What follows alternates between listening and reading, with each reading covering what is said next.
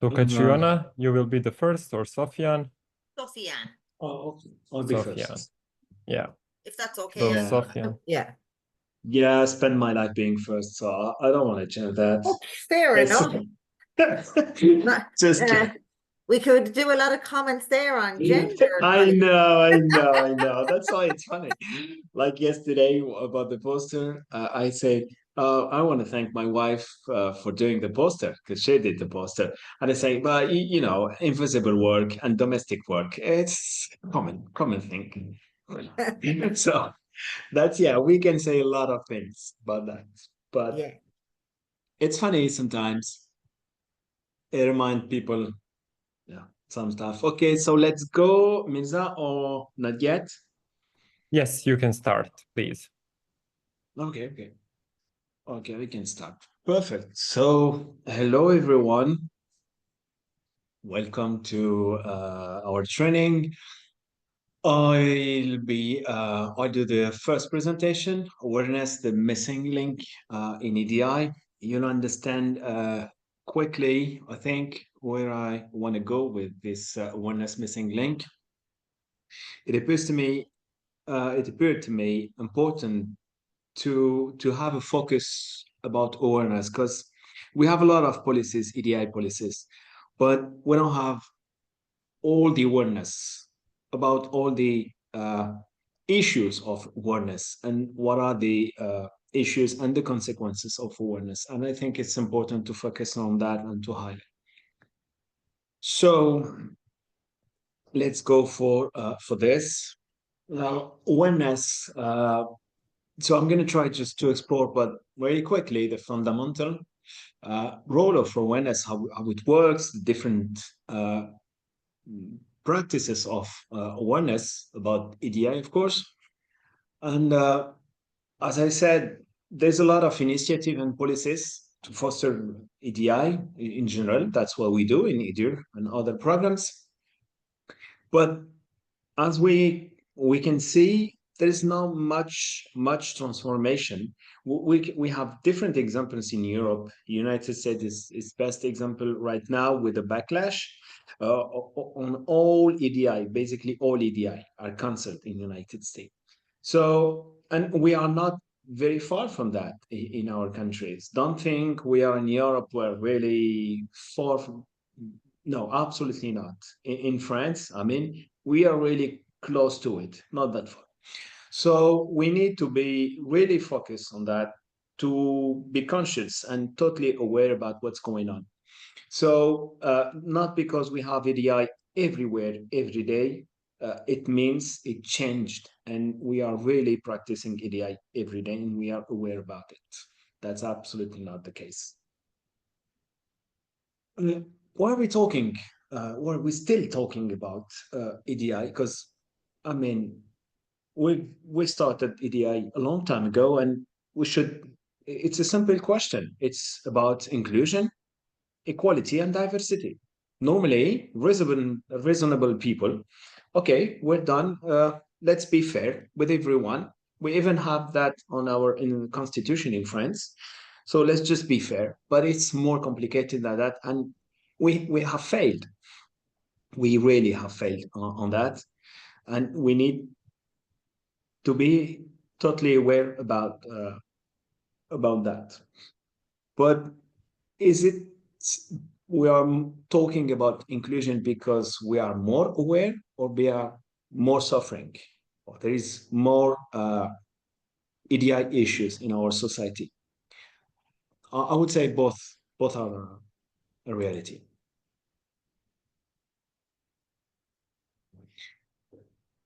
I think it's important to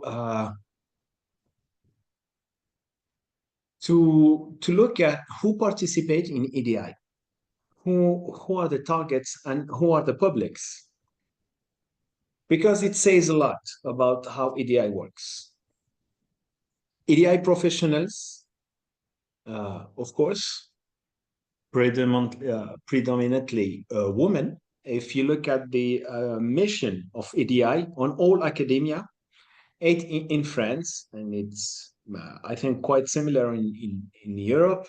It's 85. It's more than 85% women in academia. If you look at another participant, you have researcher exploring issue related to discrimination, gender, activist, so people advocating for social justice. You're going to have individuals sensitized through personal or familiar experience, in general, people from minorities. If you're a Black person, you experience probably discrimination or racism, so you're going to participate or be close to EDI or be sensitive to EDI. Social science researcher, minority groups facing systemic discrimination, people encouraged by their supervisor or teacher. That's a lot of the case of many people in academia. Businesses capitalizing on EDI. That happens a lot. A lot of people created companies around EDI in our days. And when we look at this picture, and it's important to have that's the first view of EDI I want to give. It's when you look at it, you don't see the broader population. You don't see the population actually. You see a lot of things, but not the population. Not all. You see a lot of activism on this slide. That's where I want to go to. When you look at, to illustrate what I'm saying, when you look at it, this picture, that's an EDI master in Lyon, different universities, south in France. I used to be co-responsible of a master in EDI too. I could give you exactly the same image. And when you look at the image, you have probably here 99% of women. So that's exactly what I was saying just previously. So EDI is about activism in our days, which should not be, but that's the case. That's the reality. And we, among all those peoples and the broader majority, so the entire population, you're going to have diverse attitudes towards EDI. People, they're conscious and supportive. They advocate, they're allies. That's what you're going to find. And you have some people, they're just passive observers, just looking. But they support you. They're not concerned directly. They're far from cities, for example, but they support you. They support you from far, very far, not in immediately concern. You're going to have a middle. That's the free possibility. The middle is unconscious or conscious, but still neutral. So someone totally neutral. Or you're going to have conscious but conflicted people. It tends to be the more and more people every day. Opponent to EDI means people really opponent to EDI. They're activists on that. Intra-group conflict, like something we tend to have more and more. We had this last week in France. We had a huge debate about feminine nationalism. That's really important. It's not a really well-known concept or notion. I don't know if you're familiar with that, but it refers to the instrumentalization of feminist principles by nationalist group to justify xenophobic or racist agenda. Doesn't matter. Often, the point you're going to find a lot of women on that, and that's what it makes it complicated. Basically, it triggered the debates because those women on those groups, to convince people about racism or discrimination, to be against immigrants or minority culture, they're gonna oppose those social groups, discriminated people, with the incompatibility with their culture, and saying, well, I'm a woman, I'm for feminism as a woman, and no one can debate on that. That's the point. but that's not the reality of what they are saying. What they're saying is, we don't want immigrants. We don't want those peoples. And it could be complicated to say directly time to time. So they're going to use this, that's what we call femonationalism. They're going to use feminism with a different agenda, a racist and discriminated agenda, which is totally different, of course. So, and what you're going to have anti-EDI activists, nationalists, and reactionary group, passive observers. And you're going to even find on those conscious but conflicted, you're going to find people from minorities. Of course, you have many.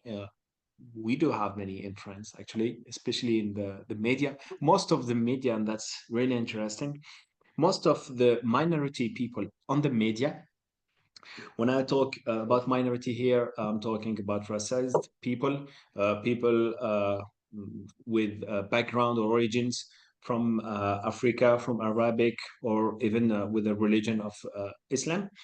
So those minorities, the people on TV from those groups, are all of them against their own group. And that's really interesting to analyze too, I think. And what's really interesting to look at too, from the awareness and the conscious attitude, is you're going to have people from minorities, let's say in France, because we have a big issue on that, but it's becoming like a worldwide issue or an European issue. But Muslims, you're going to have Muslims from the LGBTQ plus community. You're going to think, no, I mean, we can suppose that if they are from this community, on this community, they're going to be safe because, you know, they're sharing something.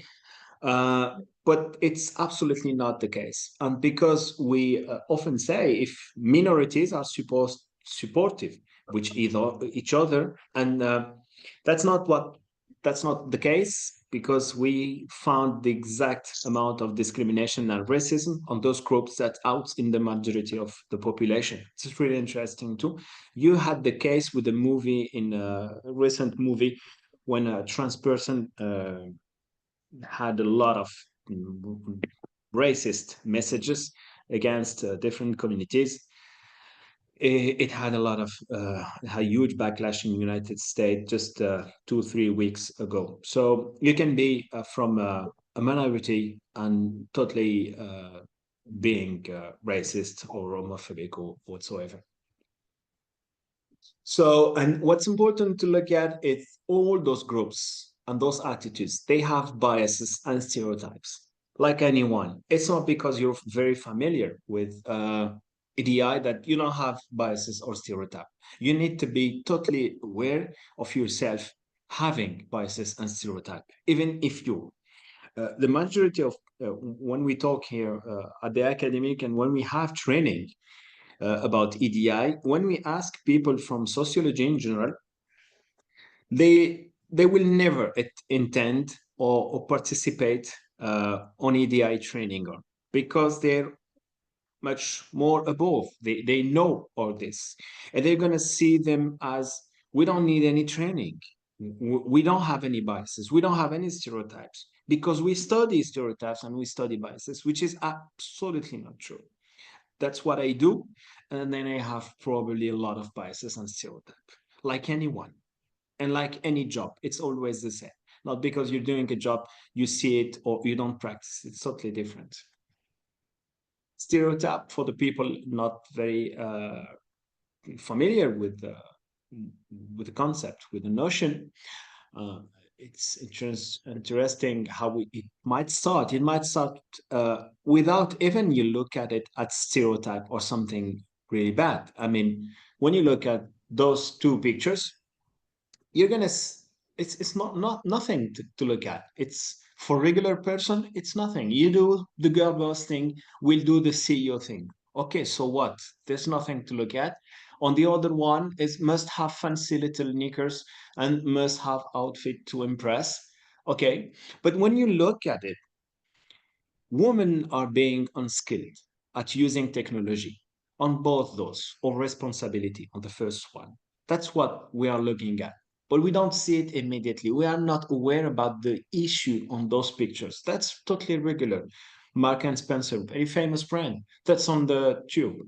So being fully aware, you need training, and you need to be fully always aware about what's going on about each image.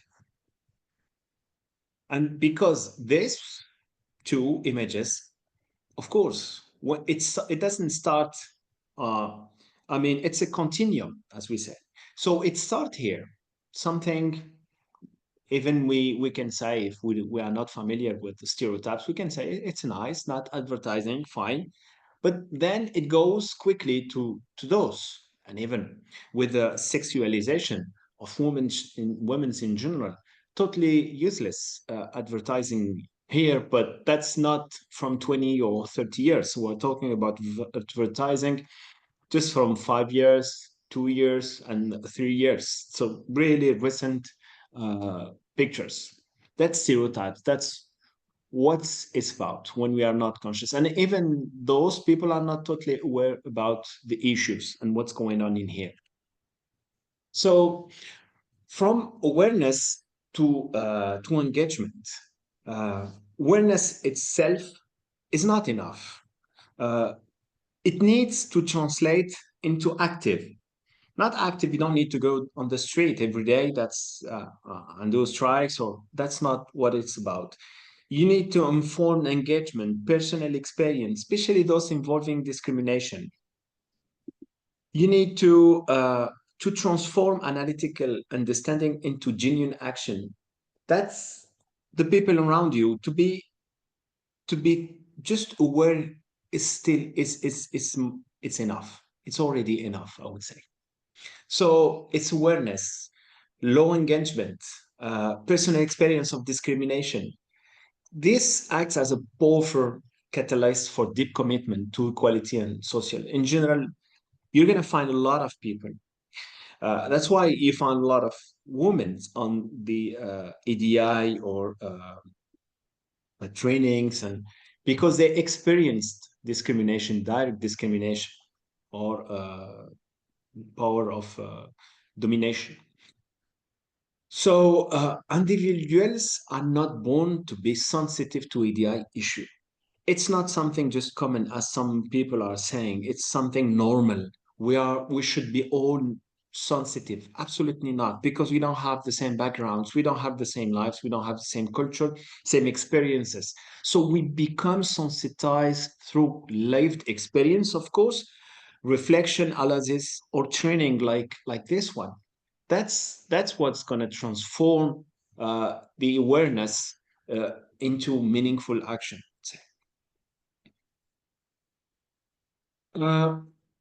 Beyond opinion, there is experiential awareness, importance of genuine engagement beyond superficial, empathy and deep reflection required for true understanding. Examples, I would say here, but we have a lot of examples. Reaction to news story. When I'm watching a movie, even myself, anyone, if I see a story saying a woman is struggling with childs, and I hear 5 or 6 child, that happens a lot in here because I've heard it so many times. She has 6, 7. She's struggling because she doesn't have enough money. The first reaction is like, "Why do you have 5? Just get one." If and that's a reaction. It's an opinion, but it's not. That's the biases. That's the stereotypes. I don't know the person. I have no idea about her life. I don't know. I don't have any empathy. That's the point. So first reaction, you need to think about your first reaction and be aware about it, and try to analyze it and think about it. that's why we have those violence meter. Don't know if you've heard about that, but you have many violence meter. It started with violence meter, but in our days we have totally different. Started in 2008, long time in Mexico, but now we have totally different for almost different cases, different minorities. But they are really useful tools, because when you're not totally aware as a victim or as an even as an aggressor, actually, sometimes you're not totally aware because of the biases and stereotypes and the culture you grow up in. You're not fully aware about the what you're doing, the aggression or not, because it's so deep inside you that you feel it totally normal to be abusive or to harass someone, which is that's the danger, and that's what we are experiencing in our society. So sometimes you need to look at the truth and say, okay, well, when I look at this violence meter, wow, I'm on the red. Wow, it's not possible. Yeah, okay, I threatened someone, I forced someone, okay, I touched someone. Oh, that's not normal. Okay, I didn't know. I thought it was totally normal, and that's what we had with a trial in France with the case of Pellico, a woman who was raped by 50 men with the help of her husband. That was a huge story just 2 months ago, 1 month ago. It finished. So that was the what we saw on this trial. Most of the men were saying, we didn't rape Madame Pilico, this woman. We were just having sex with her. And that's when you see the gap between what their awareness about what they are doing. And those men, you might think they are monsters or they are lonely people. Absolutely not. They have children. They have two, three, four. They are fully in the society. They have jobs. They have normal living. And that was a huge question in France. I mean, we were expecting monsters, and those are just normal, regular men's, even some boring men's. So how is it possible men's like that do things like that? And that's, I don't want to go deep on the continuum and of the sex violence and so on, but just sometimes we are not aware. Just focus on that. We are not aware because the society, because the stereotypes, because continuum of sexual violence, which is really important, and I encourage you to go to look how it works, basically.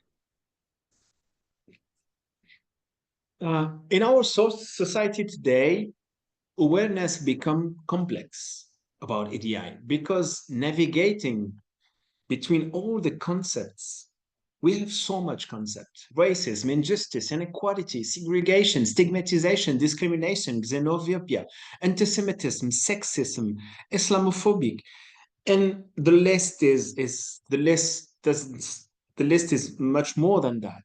Fatphobic and a lot. Climate discrimination, climate racism. We have so many.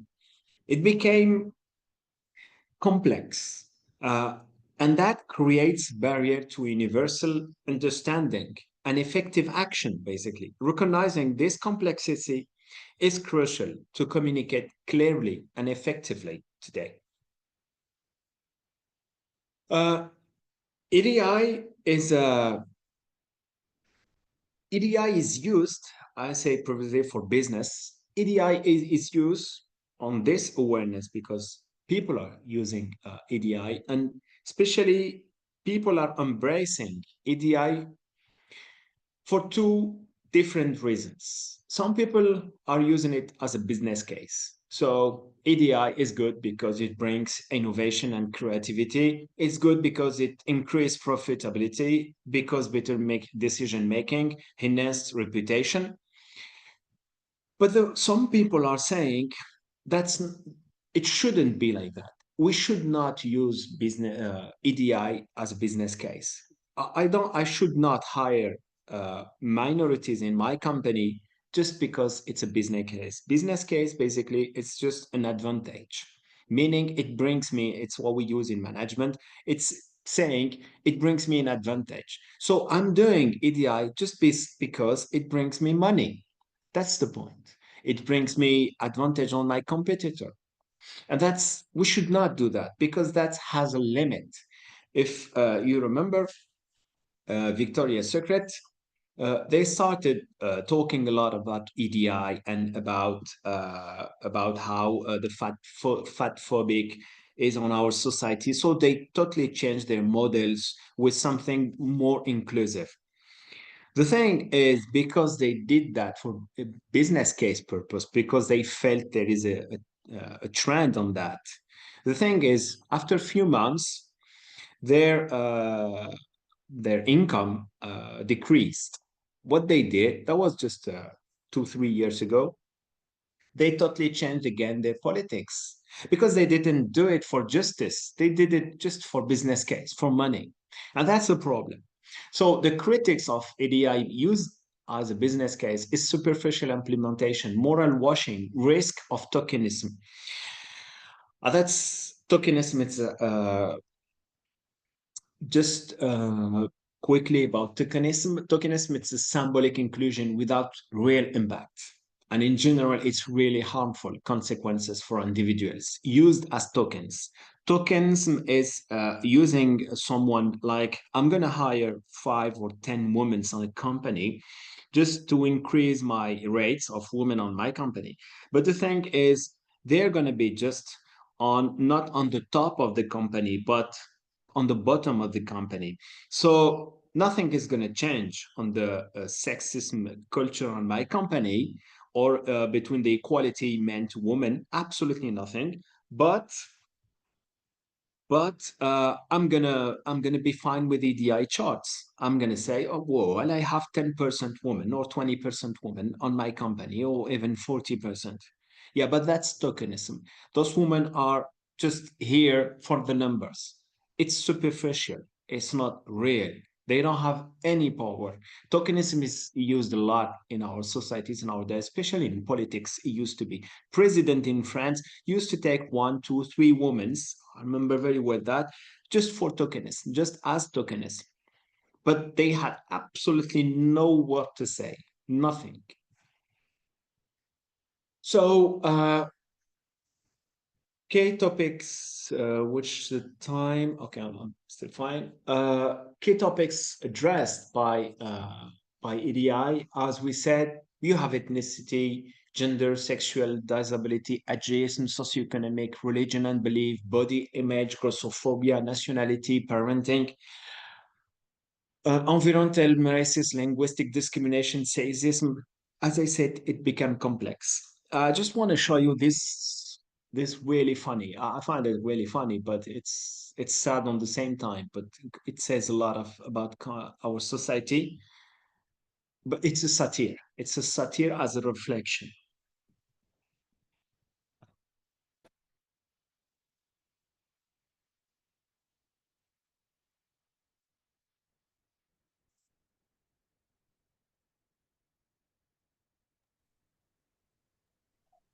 We can't hear. We can't hear it. Yes. Okay. How can I make it? Why you don't hear it? It's maximum in here and maximum. Maybe like your audio settings or something. Okay, I might okay, I change it. Oh, I know. It's maybe okay, just tell me now if you can. My apology for Or not. Yes, we can hear it. Oh, okay. Okay, perfect. So I apologize for using the phrase Chinese whispers. I appreciate that this is deeply offensive to the Chinese. I completely understand why they went to mental. I'm delighted to be joined by a mental health campaigner to witness my apology for using the phrase "they've gone mental." See some of you are surprised that I'm apologizing. Gone are the days when getting an apology out of me was like getting a 5 out of an Aberdonian. I would like to apologise to the largest Aberdonian community, the Aberdonians. I do understand that Aberdonian feelings are important. Surprised actually that our diversity officer didn't make that clear to me. Honestly, sometimes around here it's like the blind leading the blind. I would like to apologise to Scotland's blind community. I hear your concerns, and I promise you they will not fall on deaf ears. I would like to apologise to the deaf community. I would like to say sorry. I realise what I said. I try my best to get together. Honestly, too bald men. I would like to apologise and exonerate myself. Chief, I'm sorry. Chief, you're forgiven. I was particularly pleased with my final apology because I could apologise and accept the apology at the same time. I do like to kill two birds with one stone. I would like to apologise to the entire avian community for my cruel and insensitive words. So, as you can see, it's funny. I have to admit, it's really funny. The entire it's British or Scottish humor, but it's really funny. But it says a lot about where we are in our days, and that's what is interesting for us. Because this video depicting exaggerated, of course, it's really exaggerated. It's a satire, EDI misconception, and it has this oversimplification in a popular understanding of EDI. That's how people understand EDI now. It offers an insight in the society into the societal biases and resistance. People are looking at EDI nowadays. You see it in United States and in Europe. We see it as something we always have to apologize for something. Whatever I say, I have to apologize to someone because that's what we always have. We have this debate in France from few years saying we can't laugh anymore about what we want. We can't laugh. We have to watch our words and what we are saying. And that's why this satire is really interesting because EDI is perceived as an attack. And that's really interesting. We need to address that because otherwise we're gonna face backlash, a lot of backlash. Because as I've said previously in the first, we don't have all the majority in EDI. That's not. We are a small group basically. So we need to address the message to the others groups. So that's why we have a defensive reaction to EDI, because EDI is perceived as a threat to personal freedom, is misinterpretation and resistance to accountability. And because particularly EDI is perceived as a victim blaming, like a charity and responsibility inversion, because in EDI, most people see it as a charity thing, like we are giving something to those minorities. And that's not how we should look at it, because we are addressing an injustice, a discrimination, but because the way it is presented all the time, and especially with the EDI words, that's how it is perceived by majority of people. So how can I increase my awareness? Just sometimes each one, and that's why I always ask to some of my students, have you asked yourself once in your life or more, am I racist? Am I a sexist? Am I fatphobic? Am I Islamophobic? Am I rapist? Am I misogynist? And so on. It's a simple thing to say, but it's more than complicated than that, because that's facing yourself. Because studies shown that people may be racist in the practice and in the ideology, but when you face them and say them, you're racist, they don't recognize themselves as the racist, and they don't want to accept that because of the symbolic of the way the word racist. So it's totally different than being racist in general day, in everyday life, and being called racist. So time to time, just we ask ourselves, am I racist? I might be.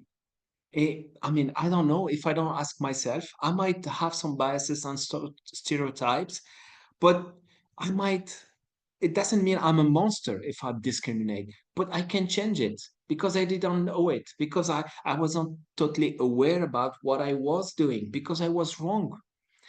We we are in our days excluding too much people.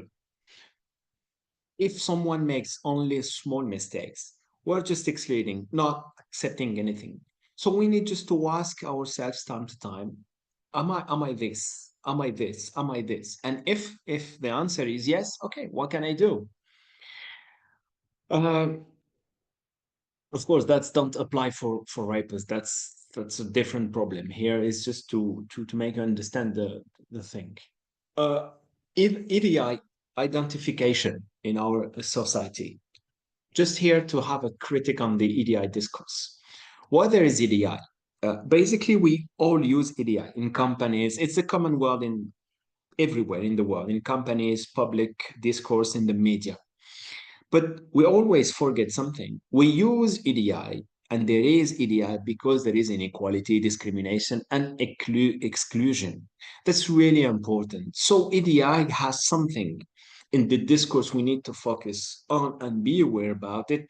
It's a discursive shift. The discourse focus on celebrating differences rather than fighting discrimination. That's the first problem.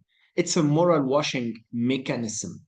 It's an illusion of progress, and it's an invisibilization of responsibility. A company saying and if going everywhere and doing publicity or advertising saying we have an EDI service, that means we are good. We are giving that charity I was talking about. We are not responsible for anything. But in the first place, we should say, well, we are doing EDI because we have discrimination in our company, or we have discriminated politics in our company, and we are trying to change it. We are not giving something, we are changing something because we are responsible of something. It's not those groups.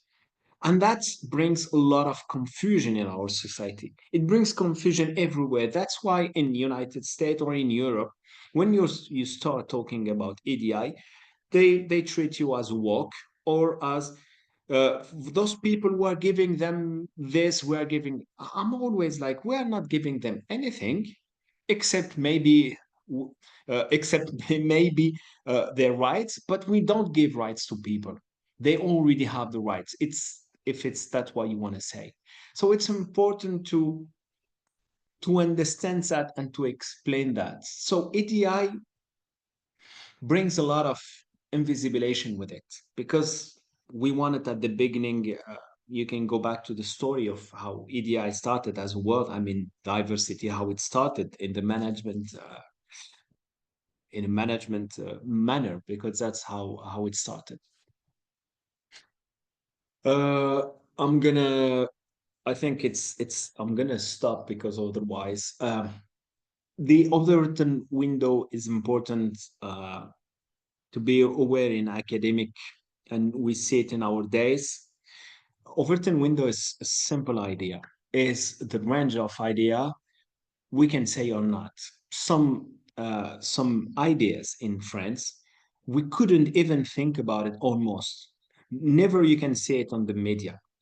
They become totally normal. You can say whatever now you want because the Overton window changed the place. You need to be aware that that change place. You can change it. Some people understood that and they worked hard to change it, especially the far right groups in Europe. They understood perfectly what is the Overton window and they changed it by a strategy. The thing is, when we work on EDI, we don't use much strategy. We are just going and saying, well, do that, and EDI is the moral is morally above anything because it's justice and moral. So you just do it. I don't need to have strategy to explain it to you, really, and that's a huge mistake because we might lose the fight one day if we keep going on this direction. Just I show you this one because I use it for a survey on an academy. I find it really, but I adapted. That's for management. I used to use it. I used to be in management. I used to use that in management. We call that the Schwartz consciousness model. Basically, it's simple how it works. It's just you adapt your actions to the level of the audience where they are. Because when you go talking EDI to someone who is you don't know where is he about EDI, it's totally useless. And that's why I've done a question like this to understand exactly different aspects. We have 7 aspects on this, and I think those kind of models are really interesting because before EDR there is awareness about your audience. Thank you. I was a bit long, I think. Sorry. Thank you, Sofian. Yes. So do you have any questions, participants? I'm trying to stop it. Yes. Or maybe if you have some questions, you can write it in our chat box.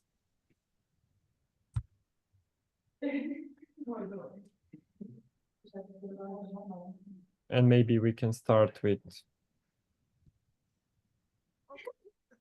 Caitriona. I'll share my screen. Sorry.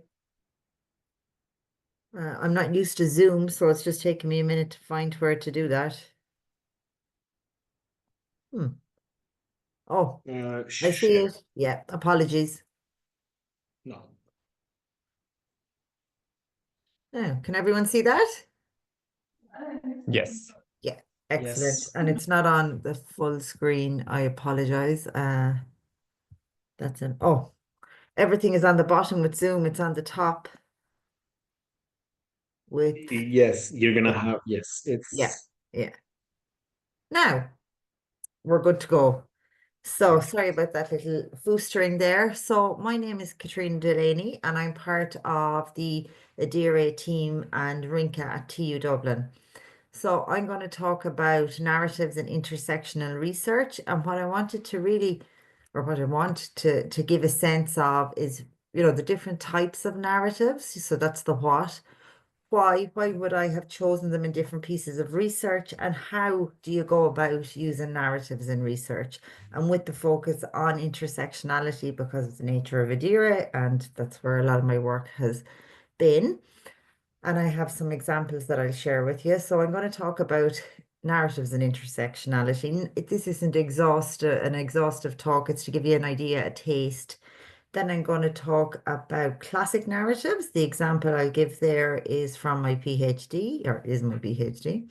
The composite narratives, then I'm going to explain what they are, and I have 2 examples to talk about. And then novel narratives, I'll also explain what they are. I'll keep the element of surprise. So, narratives and intersectional research. So when I'm talking about intersectionality, what I mean is the overlapping or intersecting categories, gender, sex, ethnicity, etc., sexual orientation. And Sofian and I had a chat before this, and I feel that intersectionality is at risk of becoming, that people don't really hear it. One of the risks with EDI. So if you think about it, I don't see how people can dismiss intersectionality, because we're intersectional beings, like I'm not just a woman or a white woman, my social class, level of ability, all these things, and they impact my experience in the world. And narratives are a great way of grasping this complexity, and finding out stories from people that you mightn't hear if you don't really invite them to share their story.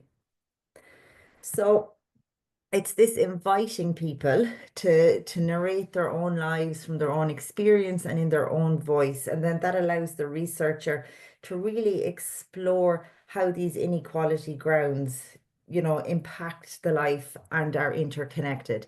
A working class man and a working class woman are going to have very different experiences.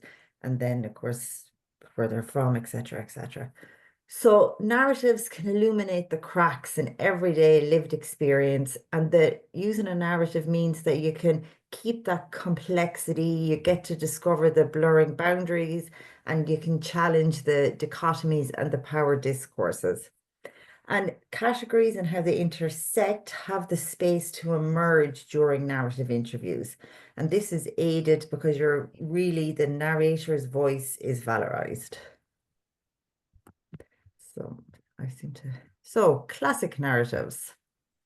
So this is coming from the Schutze, a German guy who was working in the 70s, and he came up with these guiding principles for narrative interviewing. And it's really important to have these principles. You don't have to, swear by them religiously, but to be grounded in them. Because as someone said to me, the softer the science, the harder, the more rigorous you need to be. So it's all these things help us to show that the work is rigorous and different than just having a chat. So the theory of narrative interviewing comes from the assumption that storytelling is a rudimentary form of communicating human experience. And the narrative interview, it's in a setting that encourages and stimulates the interviewee to tell a story that's about something significant to them. And this technique allows for social events to be reconstructed from the perspective of the informant. Now, I'll pause for a second with informant. That's a direct quote from Bauer. I don't like the word. I only use it if I'm quoting directly. I'm more inclined for narrator or sometimes interviewee or respondent. I think informant has slightly dodgy connotations. So Schutze has 3 main rules. And so there's the idea of detailed texture, and so that the narrative has to be plausible, otherwise it's not a narrative. The less you as the interviewer knows, the more information you'll be given. And when the narrative is happening, the story is close to the events. So relevance fixation, another one of the rules. So the narrator reports the features of the event which are relevant according to their world perspective. The account of events is selective, unfolds around thematic centers, and the themes present the relevant structure. So to close the gestalt or the narrative, an event mentioned in the interview has to be recorded completely. Narratives have a beginning, a middle, and an end, and the end can be in the present. So the narrative interview is based on activating that schema I just mentioned, and the interviewer has to be able to activate the story schema. Now that can be a bit tricky sometimes. And once this has begun, to keep the process of narration going, by generating this the narration flow. And the flow is relatively independent of the interviewer, whose role is really to be a listener. And sometimes it's, you really need to be an active listener. It can be tempting to interrupt, but it's the active, deep listening is important. So key to this type of interviewing is your desire to elicit a less imposed, therefore more valid account of, we have the owl informant again, their perspective than achieved by conventional semi-structured interviews. Now, that's not to say there's anything wrong with semi-structured interviews in their own place. It depends on what you want to find out. And we'll see later that I used some semi-structured interviews to develop different types of narratives. So also key is that you want to minimize the influence of the interviewer and the influence of the setting. So you want to generate a narrative that's relevant to the narrator. Careful preparation is key, be familiar with the field. Again, you don't want to fall into this trap of, I'm just going for a chat, So you have the distinct phases from Bauer, the initiation stage where you present the central topic, explain the research purpose, ask permission to record, and tell the interviewer what the flow is going to be. And then once you get this central topic going, you'll get your longer narrative. So when they're narrating, you're doing your active listening, very limited feedback, no interruptions, and you're taking notes to get ready for the next phase. They can be mental or on paper. So the question stage, you can ask questions to fill in the gaps. But it's very important not to get into this like a cross-examination space, you know, because it has to be plausible, but it's from their perspective. So it mightn't sit with your worldview, but you know, it's their story. So then the concluding talk stage, you just switch off the recorder. And then in this space between the recorded narrative finishing, there's often like little snippets and nuances emerge. And the contextual information you get then can help for the interpretation analysis phase. So just two forms of analysis that are often used with narrative interviews are, oh, sorry, I just flicked off. I was trying to make this smaller, but I seem to be struggling. Just 1 second, sorry. So there's thematic analysis and there's performative analysis. I tend to use thematic, and that's from Braun and Clark, and it is a really good skill to have. Once you have it, then it helps you do other forms of analysis. And it's about more than, you know, just summarizing the data. You're looking for themes and patterns that lead to something interesting and go towards answering your question. So this is my first example. This is the title of my PhD. Where are you from? Oh, the Curragh, Military Wives, Narratives of Discipline, Stigma and Resistance in the Curragh Camp in County Kildare. So the Curragh Camp in County Kildare is a military base, and it's near where I grew up. So I had a sense that there was really something interesting in this place, particularly around women who were married to soldiers. So I chose narratives because they enable a move from, you know, this discrete experience to an account of why and how the life took the shape that it did. And the perspective of the interviewee is best revealed when they use their own spontaneous language. So, and you know, the camp is still there. You know, Ireland got its independence in 1922, but the camp was built by the British in the late 1800s. It was a response to the Crimean War. So a really interesting place, you know, and we're neutral as well. So it's very interesting that you have this army that had very set rules which impinged on the women's lives, and their narratives were a window into that. So the first, I just have a little extract because I wanted to see or show, you know, how it will be presented. So Mabel is a woman who was married to a soldier. She was in her 70s when I spoke with her, and she'd lived in the camp since the 50s. And I spoke with her 4 times. So that's another thing, you can keep going back. So it's good to keep the door open and, you know, have a nice relationship that the person is open to seeing you again. So this is just a snippet, and I'll fluff it out and explain it in a minute. So I always say, when you come out from being, I suppose you could say, institutionalized in the Curragh, what way would you describe it? It was like having an owl mattress that there was a lovely hole in the middle of it that you rolled into, and it was comfy. And that's what living on the Curragh to me was like, because you were never short and your neighbor wouldn't be short. I'm just going to skip a few lines. And it'd all be all right, then it'd be forgotten. It'd be lovely, but the system from the higher up ministers, the crowd that's doing all this and ravishing the Curragh, if you put them on a bike to go to the Curragh, they wouldn't know how to get there. And that's my thing. The whole stigma of the Curragh, it's just overlooked, passed down on. So from this, one of our first chats, so institutionalism became part of my theoretical framework, as did stigma. So like from this conversation and analysis of it, it really led to the PhD hanging on this chat narrative collection. Okay. So Dennis was a high-ranking retired soldier, and he brought me on a walk. So part of the way I collected the narratives was walks, and that there is a separate, you know, walking methodology.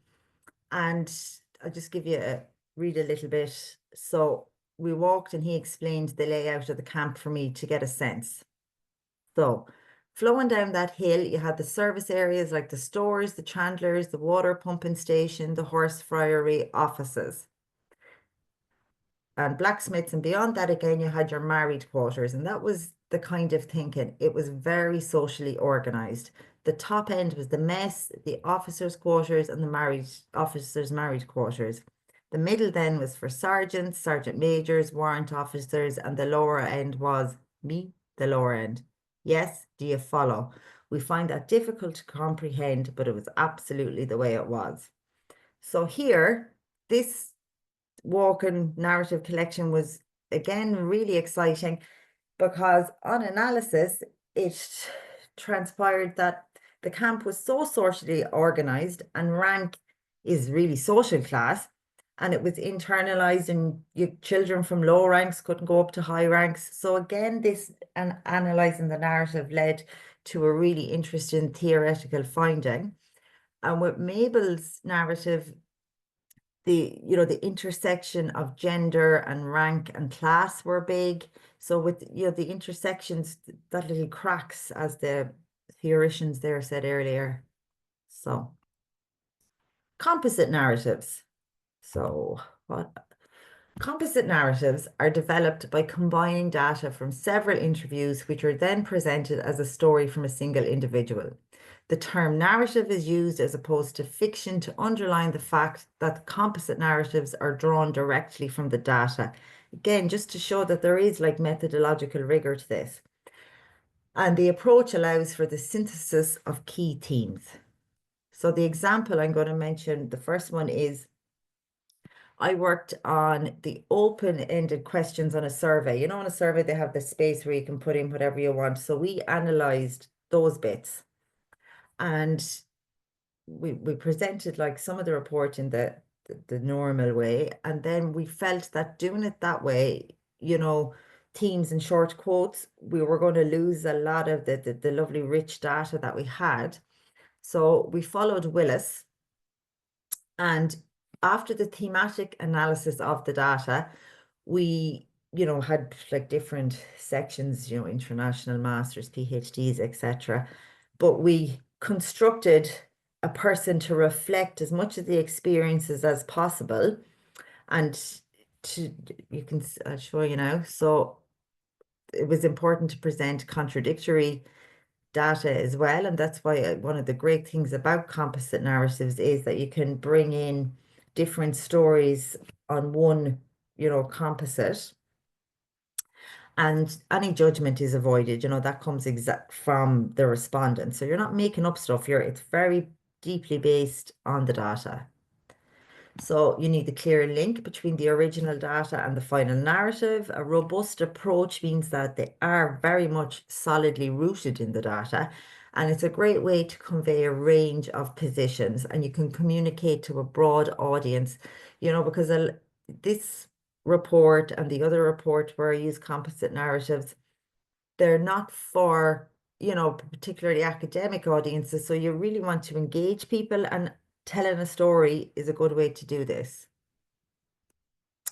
So this is how we presented the composite narrative. So all this, May is an international PhD student. That was all written, created from the data. That was like the context. And then we had quotes directly from May as well. So the context piece around her, an international PhD student who was living in Ireland since 2017. And she relates her experience of induction, which she found to be a bit lacking. So for that piece, we have a direct quote. I found the provision of information regarding structure, timing, and evaluation of the degree progress to be overwhelming. And then the next quote is she's critiquing the university that she attended, their approach to PhD students. And just that piece about, bringing in contradictory stuff. There was another composite called Ben, and he had a very positive experience with his supervisor, but we also wanted to, be honest and reflect what the data was giving us. So we could bring in his friend, Sebastian, we called him, who had a negative experience. So the reader is getting a full picture of the postgraduate experience in Ireland. It was the data was collected across a few universities. So No, oh, actually, sorry, before I go, I just wanted to briefly mention that another project that used composite narratives. It was around people using food banks during the pandemic, and the composites, we were really able to show the intersections there. So you had old people living in rural spaces, and we could really reflect the wider experience, let's say, of that particular group, and how the food was, you know, about more than actual food. It was connection. It meant that they got to see people. And then there was other groups, you know, that were living on social welfare, and we could create like a composite around this and reflect their experiences of being able to access food banks. Okay. So novel narratives. So the first one was the PhD was the very, you know, the classic approach. Then with the composites, you're using data that was collected through a survey, but you're making a composite. And with the food bank project, that was using data that was collected through semi-structured interviews, and then we constructed the composites. So this third one now, novel narratives, and the why were narratives chosen for this project. It was Resistere, a Horizon Europe project that happened during COVID. The EU had a call, and it was like quick time response, you know. And one of the reasons that narratives were chosen for this project was that people are recognized as a vital source of information and experience, while moving away from the idea of an expert retrieving information from an informant. That's one of the reasons I don't like the word informant. And that narrative inquiry is a tool to amplify the voices of marginalized communities, because it's really allowing, like I said earlier, the story, the space to emerge. So Resistere was about understanding how COVID-19 policies impacted gender equalities in Europe, and how societies in general, and particularly vulnerable groups, responded to the equalities. And here, the Gender Plus was very much at the heart of the project. And Gender Plus is a type of intersectional approach in which gender is the primary focus, but its interactions with other dimensions such as ethnicity, race, social class are considered. I mean, it's literally like gender, you know, Gender Plus, whatever extra things are going on for a person. So vulnerable groups' perspectives were central to Resistere, and for that reason, narrative interviews, which used a grand opening question, we'll come to that, to invite people and allow them to tell their stories, was chosen as part of the methodology. We also spoke to civil servants and policymakers, but narratives were what we used as well, and to talk to everyday people. So there's also, within the project, in the third cycle, this idea of better stories was introduced, and it's based on Dinah George's work, and it's about really leaving space for, you know, the social identities that can be both empowering and oppressive, like for everything to have a bit of space, and to recognize that even if you're marginalized and you've all this stuff going on, there's always space for resistance. So the narratives allowed this to come out. And Lister 2021 and her taxonomy of agency was used in the analysis phase of these narratives. And like there's different forms. There's getting by, the everyday personal struggle to survive that often goes unrecognized. Getting back at, everyday political acts of resistance without a strategic aim. Getting out, strategic attempts to improve one's personal situation. And getting organized. So the how with Resistere was this grand opening question, and for the third cycle it changed. So the first two cycles it was, you know, how has COVID impacted your life? And really that set off this narrative schema, like the classic one. But then when things moved on and we went into the third cycle, we had questions that led to the narration to be focused on everyday resistances to come up if they were there. And much like the classic one that we looked at earlier, There was a follow-up question, you know, where you got your chance to follow specific questions, and the narrative analysis we drew from Kim, who says that the analysis with narratives is there's always an interpretive, you know, analysis and interpretation work together. Now, this is what I think is one of the most novel things about the narratives that were used in Resistere, is the way that they were written up. So the narratives I showed you from Dennis and Mabel, that was, you know, the classic way that you transcribe your text, and, you know, that was their words directly. But with the Resistere narratives, it was their words as well, but it was written up as I, you know, so you weren't saying, you know, Sufyan said this. It was as though you were speaking directly to the person. It was a really nice way of doing it.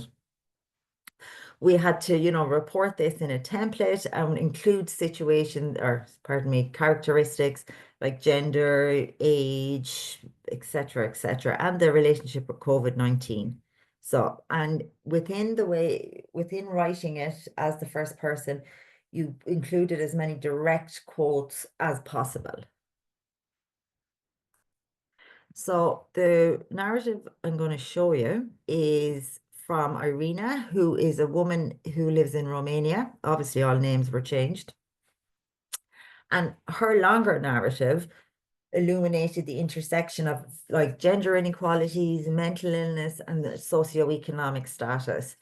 And within her narrative, there was examples of the better story, and the particular ones were getting by because she found ways to cope with the situation, and getting organized because she reached out to a CSO NGO to get help with her mental health, and that gave her a sense of self. Stigma around mental health, the complex caring relations, because she needed care from her mother even though she was an adult, and she also had to care for her mother. And the policy inequalities in healthcare, welfare, digitalization, and care work were in the narrative, as was downward mobility. So it's just a snippet again. So Irina, it's just me and my mother. I had a different life before my schizophrenia diagnosis 7 years ago. I worked as a human resources manager for a company. I am an engineer by training, but I got a job in HR. I took additional courses like accounting and developed into a jack of all trades for the company. I worked for 17 years and now my disability stops me working. I suffered a lot having to give up my professional life. I also lost most of my friends since I'm ill. They found out I was mentally ill and they put me in a corner. I'm alone while they have families and jobs and are busy. Now I am the beneficiary of a foundation which supports mental health patients. My discovery of the foundation had an extraordinary impact on my life. Before this, I used to spend my days watching TV, nothing else. At the foundation, I signed up for activities, I started socializing and became closer to people. I feel as if I found another family. It's extraordinary how this has changed the atmosphere at home, how pleased my mother is that I go out and tell her about it. I show her my photos. So like the mental health stuff there really jumps out. So I think I probably went maybe a bit too quick. I think I'm at no, I'm okay, I think. So what I set out to do was to show the different types of narratives. So you've got the classic, the composite, the novel, and why, you know, to reflect on why you would use it and at different times. And really, it is a great vehicle to show intersections in people's lives. And for the how, I think it's super important to reflect on, you know, being really properly prepared and attentively listening, because if you're very interested, it can be tempting to jump in and just have more like of an everyday chat, but it's best not to. And I have further reading and references there if anybody wants to reach out to get them. So that is me. Thank you for listening. If anyone has questions for either Sufyan or myself.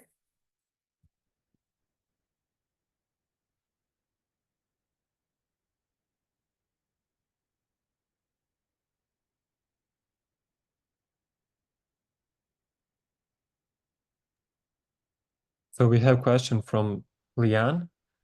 Yes, we will share the presentations with all participants. And So we have already Caitriona's presentation, right? Yep. You sent Yes. me, yeah.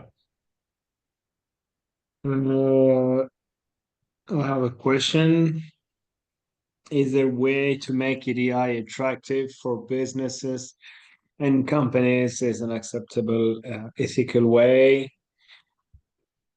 It depends what we're talking about. In the politics, choose what we call the soft law. The soft law is when you encourage the companies to do to embrace EDI without giving any solid laws. If you break any law, there is no consequences basically. So that's the strategy of the politics in general, at least in our country, in France.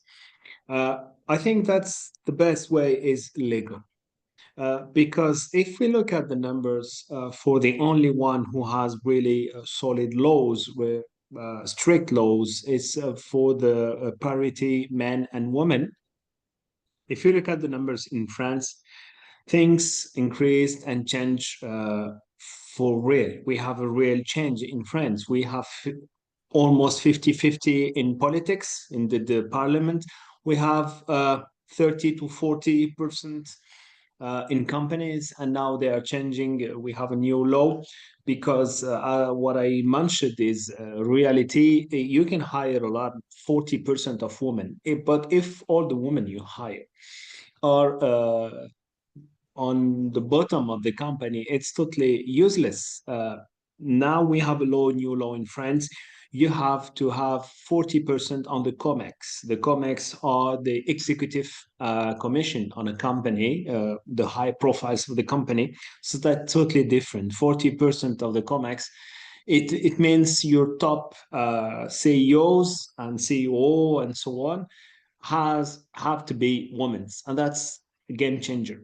And that's the only way it can work, because you need to keep in mind that EDI is not charity, as I said. It's not an option. It's not a business only. It can bring business, fine, but you're doing it because we are fighting for a fair society, and that's important.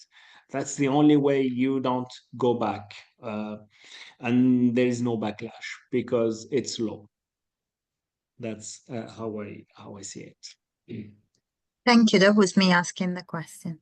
Thanks. Yes, Yeah, because I thought, that it's true, tokenism is not the right way to go. And you can see that a lot of companies, sometimes they're just trying to get more women or even, disability. Disability is a big thing. Yeah, I'm from Italy, although I work in Ireland, but I'm from Italy. Disability is normally a big thing where, you have to have a percentage of your workforce that must meet that requirement.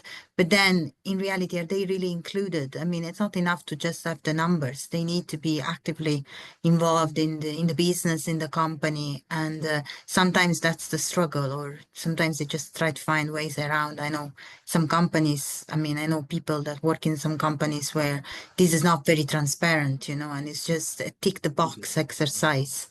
So yeah, well, I suppose the legal way is probably the best. Yes, it's a big issue, and we because everything is equal now in our society. What I mean is all discrimination are equal. That's what we say in general in the TV. So if I have myself a problem, I'm gonna feel, why not me? Why not me? You're giving to black, you're giving to Arabic, you're giving to women, you're giving to trans people, you're giving to LGBT people. Why not me? I have a problem. I have an issue. And this issue is not on your criteria, but it's important to me. And by doing everything the same, equal, we created a problem because there is no more hierarchy. And that becomes, I feel like I should have something. I'm entitled to have something like anyone. And that it becomes, because we are fighting everything. You are talking about tokenism or anything. We always need to remember, like discrimination, there is fine discrimination. If I'm a director and I'm looking for a woman for my movie, I'm going to discriminate. I'm going to say, okay, I want a woman because I need it. It's always bringing awareness about what we are doing. But from my point of view, the decision we are taking are not always the right, because it's an easy way to do things. Why? Because as a feminist or any, we thought the best way is activism. Activism is fine, but it's not the only answer. So we became all activists for that. And by becoming all activists, we forgot the other ways to touch people. At the end, we can't be only 20% fighting for EDI. It's not going to work at the end. In 10 years or 5 years, we need all the majority of people. And that's totally different. So we can fight for anything, just a small thing. We need to be more aware and to have more strategies. Thank you. Thank you for being here. If there is no other question, and I don't see any other question. Okay, so for my part, thank you for being here. Thank you, everyone. Thank you for SST for the opportunity for the training. And thank you, Caitriona, for sharing this presentation with me. I hope everyone understood we were really close. Narratives are exactly what I'm talking about, just in a different ways. Narratives are exactly what I said.